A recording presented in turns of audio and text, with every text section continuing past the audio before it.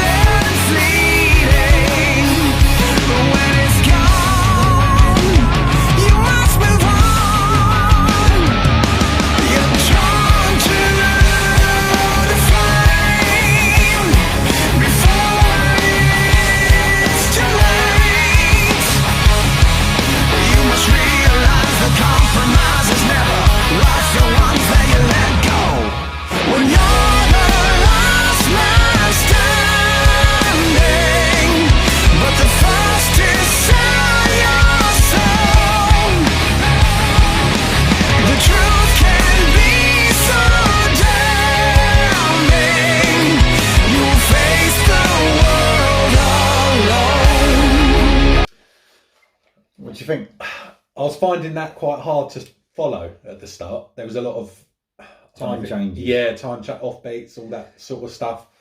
And I was finding it hard to sort of get into it, if I'm being honest.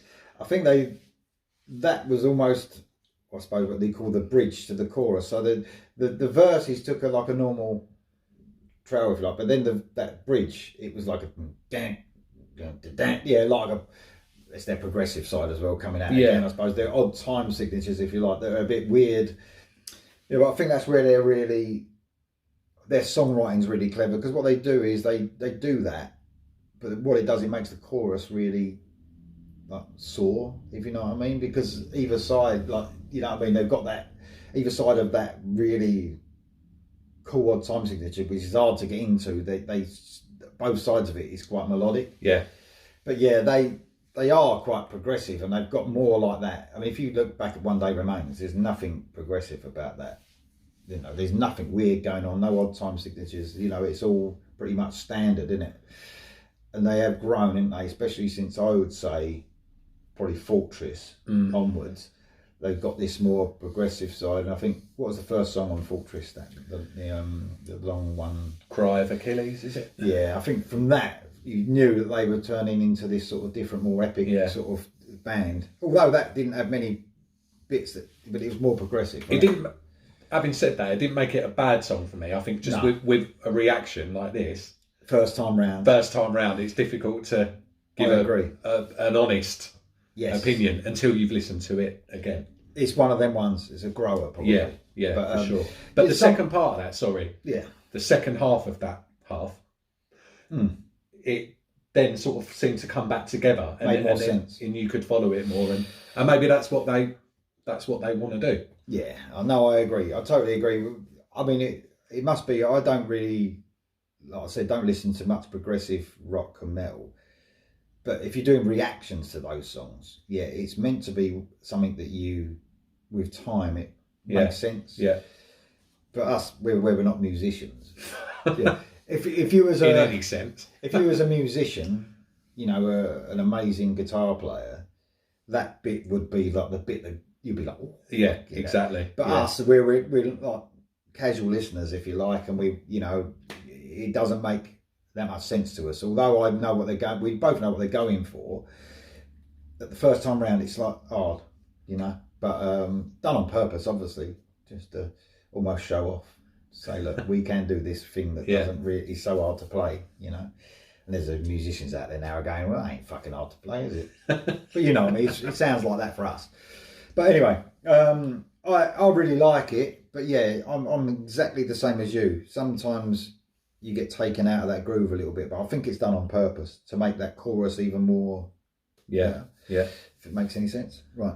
Ready for the rest? Yeah, let's do it. Here we go.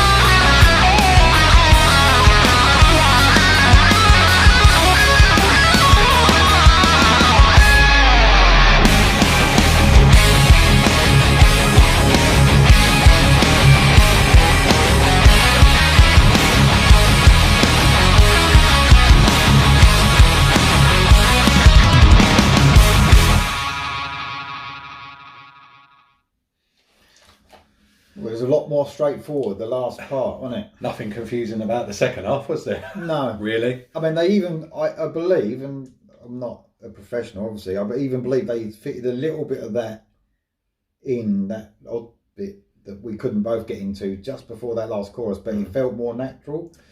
It was only a little bit of it. It didn't have singing over it, I don't think, but it felt more natural. It flowed and all that. I could hear One Day Remains echoes in there again. Yeah, I would say with that solo. Yeah, with the effect on the is there wah wah on it? Yeah, I like that. That was a that was great. Agreed. No, it's good. I think it again improved as it went on, which a lot of these songs are doing. It might not even improve. It just might mean the more you listen to it. Yeah. Great song. That was track 9, and then obviously Pawns and Kings is the last song, which we both listened to before, so there wouldn't be a reaction. So let's go overall then. So what do you reckon? The album in general, I definitely think it could be up there. Yeah. It's not my favourite album. I've only listened to it once, so maybe in time it could potentially be, but yeah, I think on first listen as well, I think there's a lot of great songs in there, it has to be said. In fact, pretty much all of them, apart from maybe one. So which it's just I agree, I totally agree. I think we've been striving, or we both speak a lot about Allbridge, and I've been like saying to Kev, I want them to, even though I think Fortress started taking them in a different direction, I've been wanting them to go back a bit. Yeah, a bit more stripped back. I've been wanting to go a bit darker, and I think they've definitely achieved that overall on this album. I think it, compared to the last album, it's an absolutely massive improvement for me. Like it wasn't a bad album, like you've said before. It just wasn't anywhere near as good as stuff they've done in the past. But for me, they've totally flipped this on its head now, I think. It's a lot of it depends. It's just the listener's point of view in it. I mean, I don't see many people say Walk the Sky or The Last Hero was their favourite album. I think some fans dig their heels in and they just say something's their favourite album because they don't want to see a fault in their own band that they love. Yeah. And they're like, this is the best album. And if you look at it truthfully, it's just not. You just have, but it is subjective as well. So it could depend if you just found just say you just turned to metal music or rock and metal, and one of your first things you listen to is The Last Hero, and that's how you find Allbridge. That can be your favourite album because of that. Yeah, it's true. Yeah. And there's albums that 99% of fans would say is their worst album, but it could be someone's favourite because it's the first time you heard the band. So there's all that too. But in our opinion, because that's what this is about, it's only ours. I agree, I'm totally with you on that. I wouldn't know how to place it right now. It's too early for that. But because those first 4 as well are so fucking good. Yeah. But I said to you last night, didn't I, that I sometimes think to yourself, I don't know, I think too much, obviously. If you took this album, for instance, now, and you put it right in the middle of, I don't know, AB3 and Fortress, and it was made then, would your feelings about it be a little bit different? Would it be like, would it be as good as AB3? Would it, you don't know, do you? Because it's a different time now. It's a few years later, and we've had those 2 albums that we weren't disappointed in, but they weren't as good. So you're almost looking for it. Is it going to be going back? But if it was in the middle of them, some of these songs I think would stand up. For sure. Yeah. You know what I mean? They've definitely gone back to original material, haven't they? I think with this album. Yeah. So I mean, 100%. This Is War was a banger on it, first opening track. Yeah. Great track to open with. Yeah. Dead Among the Living was that also me. fucking good. Straight away. Silver Tongue and Sin After Sin, both singles, both strong. Yeah. In our opinion. Stay, although we had the little gripe, not a gripe because he's great, Mark Tremonti, I think when you talk about lead vocals with Tremonti, in our opinion, but it did split up a bit and made us look like absolute twats. It made us look a bit twatty. Yeah. But I love the song, by the way. I don't know, I just think this is Allbridge. But I do want to hear Mark's vocals more on the other songs in there. Even then, I could hear lots of harmonising with Miles on his, double harmonising himself, and I'm thinking, have Mark do that. Yeah. Do you know what I mean? That's just my opinion. Then Holiday. Then Fable of the... No, we've spoken a lot about Holiday, and listen, it's not a dig, it just doesn't, for me at the moment, and it might change, is the weakest song on the album. Agree. Yeah. Yeah. Fable of the Silent Sun, fucking hell. I mean... Epic. Wasn't it? Yeah, it was fucking epic, and he didn't do too much either. It wasn't overcomplicated, was it? No, it wasn't. Season of Promise was also good. Really good track. Very accessible and catchy. Last Man Standing took us a little bit of time with that odd time signature going there. But the good thing about it is they're not doing that all the way through the track, are they? They're giving you little glimpses of... Yeah, it was just at the start, really, wasn't it? A good track in general, but it took a bit of time. But overall, a great album. Pawns and Kings. Yeah, I'm sorry. Pawns and Kings. So Pawns and Kings, I keep forgetting that because we haven't done it today, obviously. Epic. Yeah. Took me a bit of time, that one. That was, it took a few listens to get into that one, I must say. But it's really weird. It's happened a lot on this album, the back end of it. And like I say, it might not be that the second half's better. It might just be that you've spent a bit of time with the track. Yeah. And it's, got you in the end. Production, I still think they should go somewhere else. Because it ain't going to change. They're not going to... I think it's better. I do think it's a better production. But I think they need a different producer at this stage. Just to, I don't know, bring more into the mix. If you get the right producer, they can have so much input into the music. You don't know how much... He might have a load of input. I don't know. But the sound of the album, it's okay. It's an improvement. But for me, I'm still not fully behind the sound of it. I think it could sound heavier. We're talking about, wasn't it, Fortress? Yeah. For instance, Father of the Sun. Just think about that song. When that kicks in at the beginning, it just fucking sounds brilliant. And I think they've lost a little bit of that. But it's still better than it was. But not a patch on fucking Tremonti's Marching in Time. Nah. Is it?